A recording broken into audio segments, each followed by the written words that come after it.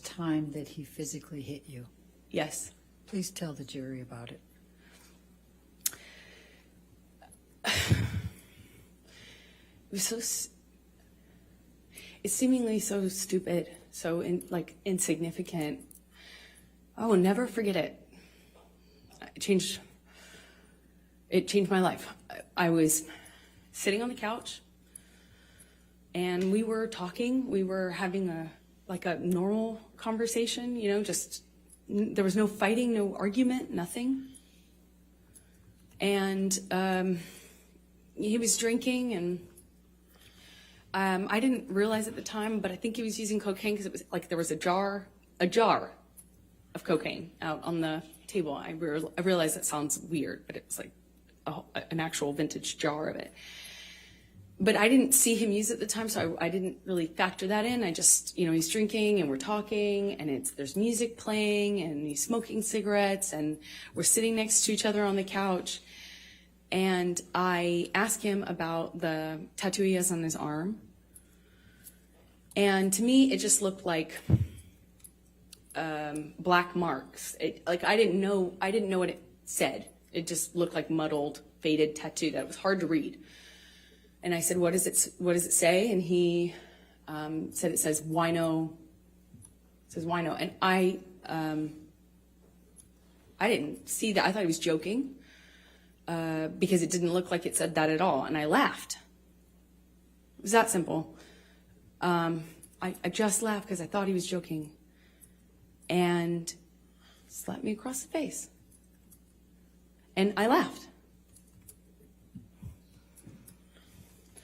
I laughed because I didn't know what else to do. I thought, this must be a joke. This must be a joke. Because I didn't know what was going on. I just stared at him, kind of laughing still, thinking that he was going to start laughing too to tell me it was a joke. But he didn't. He said, "You think it's so funny? You think it's funny, bitch. You think you're a funny bitch." And he slapped me again. Like, it was clear it wasn't a joke anymore. And I stopped laughing, but I didn't know what else to do. I didn't know what to do. You would think you would have a response, but I, as a woman, had never been hit like that. I'm an adult, and I'm sitting next to the man I love, and he slapped me for no reason, it seemed like, and I missed the point. It was that stupid.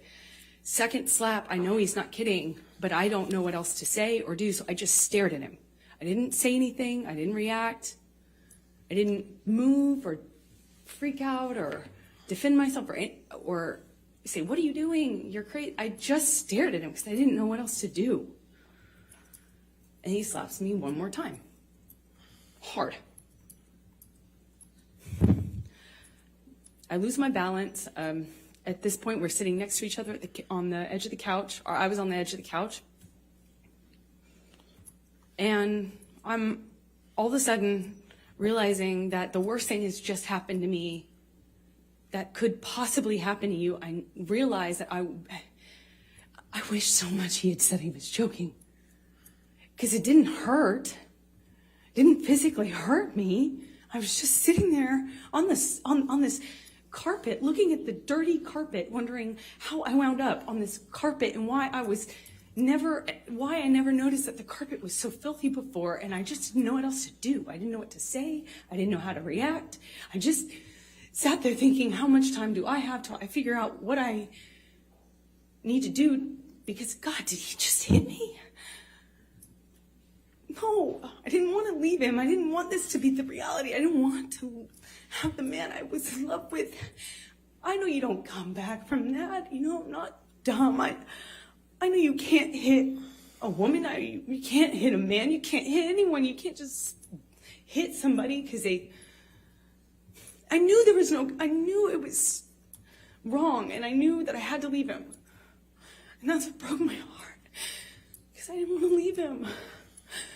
I thought if I got up out of that room, I'd leave the best thing that ever happened to me. And I wish I could sit here and say I stood up and I walked out of that house and I drew a line and I stood up for myself. But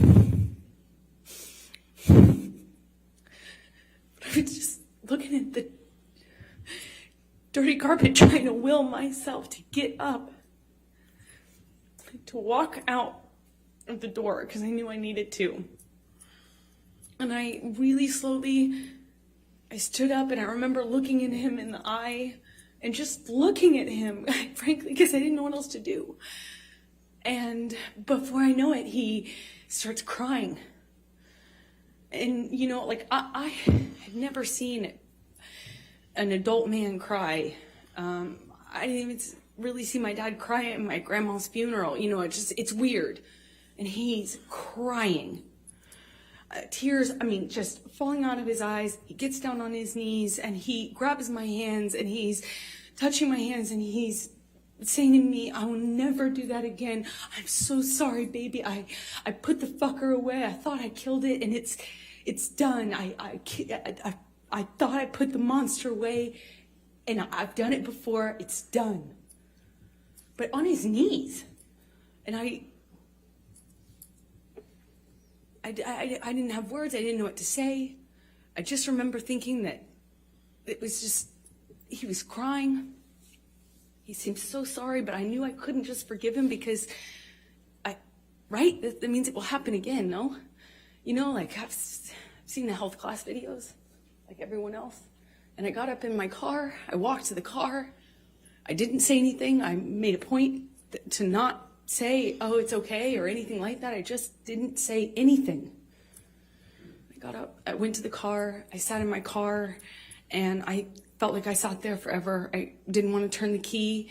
I just leaned my head up against the window, and I remember just seeing my breath on the windshield, you know, on the glass of the window of the door, just seeing my breath and trying to will myself to have the strength to know what I should do in this moment, because I was heartbroken. And I sat there for a long time, and I eventually turned the key and drove home.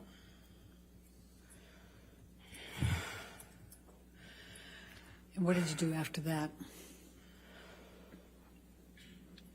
I don't know. I don't remember what I did when I got home. I don't remember.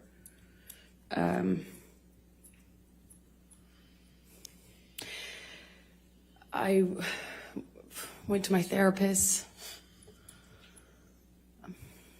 I told her. Objection, hearsay. I'll sustain it as to what she may have told her.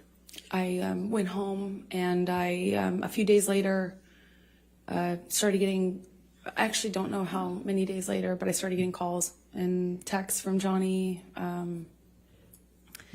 you know, apologizing profusely. I mean, just, you know, he said, I'd rather cut my hand off than ever lay it on you or lay it upon you, you know, and he had that way of talking. It felt like poetry. And he showed up to talk, like with the understanding that, you know, he understood I could never forgive him and it was done. So I felt kind of safe in saying, okay, let's have a talk, or, you know, yeah, we'll talk. I think you know, I know I just wanted to see him, and he comes over, brings me gifts. He brought me a couple of cases, actually, of that Vega Sicilia wine that we've heard about. Which is a really nice, expensive wine that I could never, at that time, dream of affording, you know. And we talk, and he tells me that he had put this thing away, that I could trust him, that it would never happen again. Of course, it would never happen again. That he'd put this thing away. He'd killed the fucker, is what he said to me over and over again. Put that fucker away. I killed that monster. I'll kill it again. It's done. I'll never lay a hand on you again. And I wanted to believe him, so I chose to. Chose to stay in the relationship?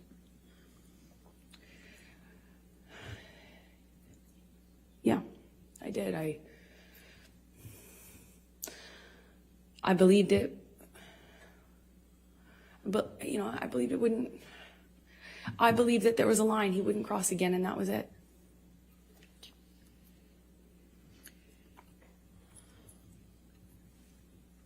And so you stayed, correct? You stayed in the relationship? Yes. Okay. So, is this a good time? You don't You want to can keep going a little longer, please. Okay. Thank you. So could you please describe for the jury the evolution of your relationship after that time with Johnny? I don't know how long it was until things got bad again. He did start drinking again. I remember it was almost, he'd start drinking again, the disappearing thing, the coming back. He'd come back like in the middle of the night to my house. And it would be unclear to me, drunk, often really drunk, and kind of accusing me, but not directly. Nothing was very direct. It was a lot of accusations, but they were veiled. What I was wearing, who I was with, why didn't I text him back? I didn't text him back right away.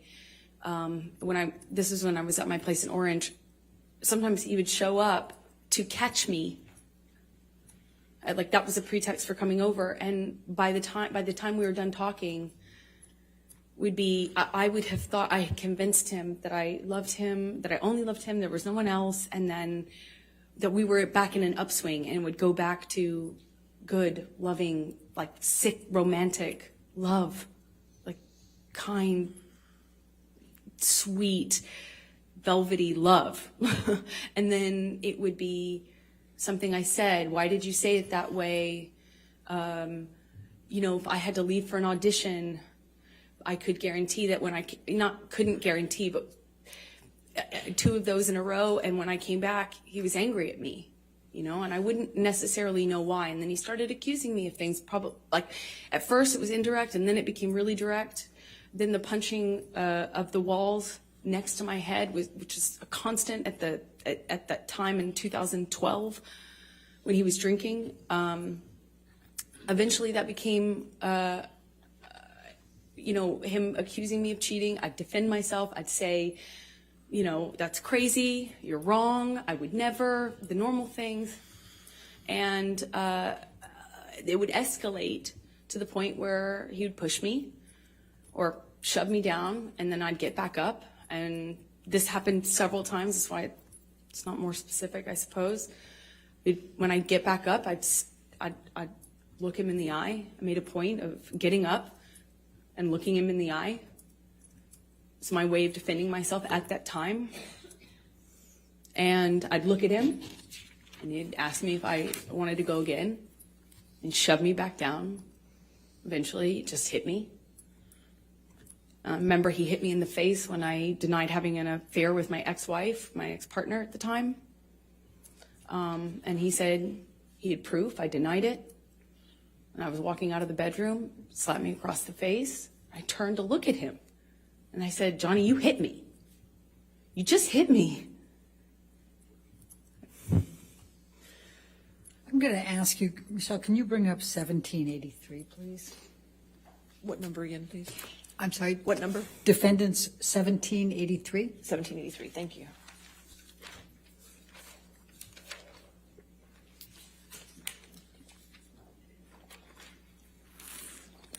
Do you recognize this picture? Yes, I do. And could you tell us what it is? It's a picture of my face with a note that Johnny left for me by the coffee. Typically is where we'd leave notes like that. And does this accurately depict the scene portrayed? It was one of those scenes.